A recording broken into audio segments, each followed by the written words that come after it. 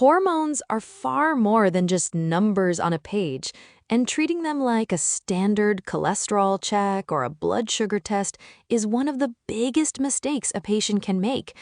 If you've ever looked at a lab report where every result was technically within the normal reference range, yet you still felt completely exhausted, you've experienced the gap between clinical data and biological reality. Today, we're doing a comprehensive walkthrough of the complete hormone testing education series from My Adrenal Life. We're moving beyond simple snapshots to understand why hormones are dynamic messengers that demand a much more nuanced approach to testing. It's a critical shift in perspective. Most people go into a blood draw expecting a definitive yes or no on their health, but endocrine testing is more like trying to photograph a moving target. According to the Endocrine Society, hormones like cortisol follow a strict circadian rhythm, meaning they peak and trough based on the time of day. If you draw blood at 2 p.m. when you should have drawn it at 8 a.m., the result might look low, but it could actually be normal for that specific hour. You're not just measuring a substance, you're measuring a signal and a very complex communication network. That signal aspect is fascinating because it explains why reference ranges can be so misleading. I've seen labs where the normal range for morning cortisol is anywhere from 5 to 23 micrograms per deciliter. That's a huge window. If someone is sitting at a 6, they're technically normal, but their body might be screaming that it doesn't have enough to function. Why do different labs even have different ranges? It feels like there should be a universal standard. You'd think so, but reference ranges are actually built using population-level data from the specific equipment and chemical reagents a particular lab uses. A study published in the journal Nature mentions that different assay platforms, like Roche versus Abbott, can report slightly different values for the exact same blood sample. This is why trends matter more than a single result. One data point is a photograph, but a series of tests over 6 months is a movie. That movie tells the real story of how your body is responding to its environment. Let's zoom in on the adrenal glands specifically, since that's the core of the HPA axis, the hypothalamus, the pituitary, and the adrenals. When someone gets an adrenal panel, they usually see morning cortisol and maybe ACTH. But part 2 of this series argues that these tests work better as a team. Why can't we just look at cortisol and call it a day? Because cortisol is just the end product. Think of the HPA axis like a corporate hierarchy. The hypothalamus is the CEO, the pituitary is a manager, and the adrenals are the workers on the factory floor. If the factory stops producing, you need to know if the workers are striking, that's primary adrenal insufficiency like Addison's disease, or if the manager just stops sending orders. ACTH is the manager's order. If your cortisol is low and your ACTH is also low, the problem is likely in the pituitary. If cortisol is low but ACTH is sky high, the pituitary is screaming at the adrenals to work, but they can't. You need both numbers to see where the communication broke down. And there's more to the adrenals than just cortisol. We also have DHEAS, aldosterone, and renin. I think people often overlook aldosterone, but it's responsible for salt and fluid regulation. If you're constantly dizzy when you stand up or craving salt like crazy, that might be a hint that your electrolytes are out of balance, even if your cortisol looks okay. Exactly. Aldosterone and renin work in a tight loop to manage blood pressure. In primary adrenal insufficiency, you often lose aldosterone too, which leads to that salt wasting and low blood pressure. DHEAS is another great clue because it's a more stable marker of total adrenal output.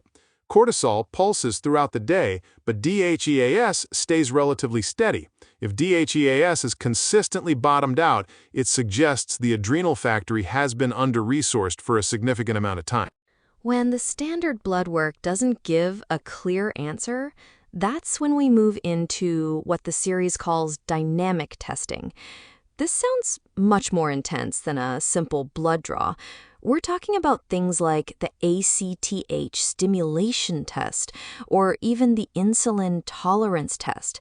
It feels like we're intentionally stressing the body to see how it breaks. In a way, yes. It's a stress test for your hormones. The ACTH stimulation test, often called the cosentropin test, involves injecting a synthetic version of the ACTH signal. According to clinical guidelines in the Journal of Clinical Endocrinology and Metabolism, a healthy adrenal gland should be able to double its cortisol production or hit a specific threshold, usually around 18 micrograms per deciliter, within 30 to 60 minutes. If it doesn't, that confirms the adrenals are physically unable to meet the demand. It moves the diagnosis from maybe to definitely. But what about the insulin tolerance test? I've heard that's the gold standard for testing the whole HPA axis, but it sounds potentially dangerous since it involves inducing low blood sugar. It is the gold standard because it tests the entire loop, starting all the way up in the brain. Low blood sugar is a massive survival threat, so a healthy brain should immediately trigger the HPA axis to dump cortisol.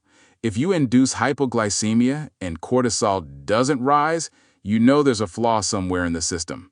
Because it carries risks, it's usually done in a hospital setting, but for cases where the standard tests are ambiguous, it's the only way to be 100% sure if the body can handle a real-life crisis. We've been focusing heavily on the adrenals, but part 4 of this series uses this great analogy of the endocrine orchestra. You can't just fix the violin section if the conductor is asleep or the woodwinds are playing in the wrong key. This is why endocrinologists look at the pituitary, the thyroid, and reproductive hormones all at once. It's all interconnected. For example, thyroid hormone actually increases the rate at which your body clears cortisol. If you start thyroid medication, but your adrenals are weak, you might suddenly feel much worse because your body is using up its limited cortisol even faster. Or take prolactin.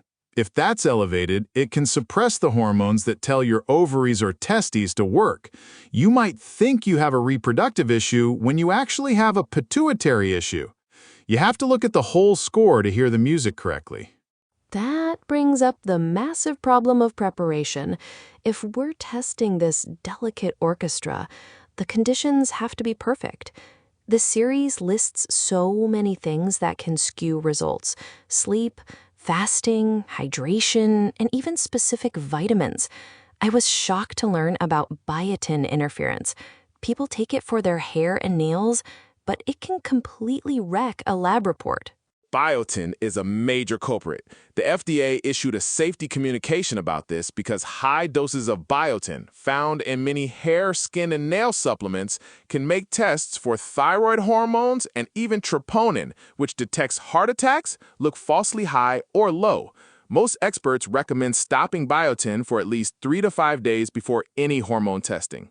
And it's not just vitamins. If you're using a steroid cream for eczema or an inhaler for asthma, that tiny bit of glucocorticoid can signal your brain to lower its own cortisol production, leading to a false diagnosis of adrenal insufficiency.